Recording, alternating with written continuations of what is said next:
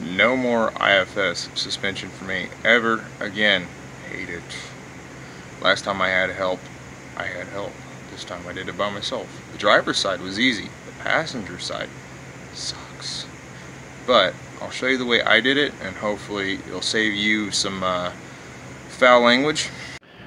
Alright, so like I said, if you are putting in the TTB, twin traction blah blah whatever on these Fords, this is not the beam. Okay, so the passenger side is harder. On the driver's side you can cheat a little bit because the geometry, well, if you look, the passenger side sits closer that way. Alright, so the very first thing I did, the spring is not actually in, it's just sitting there.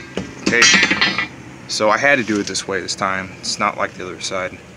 It's the very first thing I did. Put the jack under it, stick the radial arm back in the socket, put a bolt on the back of it, just gently so it doesn't, just a couple threads so it doesn't come off. Take a crescent wrench, I'll show you this real quick. Take a crescent wrench, and I slightly pried open the flange for this. Just narrow it down like that, so that way you don't have to sit there and put a bottle jack. Now this might be necessary. I did have to use this, and I put the bottle jack right up there against it like that. Finally got it up in that hole. And never ever use a multi-piece pivot arm set. Use a one-piece. The stupid three-piece, I don't even know why they even make them, to be honest. But you'll get to a point to where you can't get that in the socket anymore because the geometry of your pivot arm bushing is off.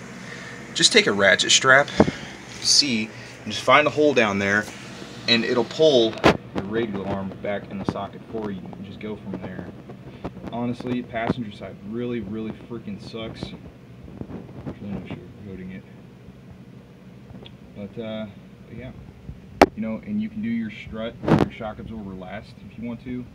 It really doesn't matter. Everything can be in and tight, and you can still change this out. That's up to you. But yeah, now all I'm gonna do is throw my spring in. Spring's gonna sit right there.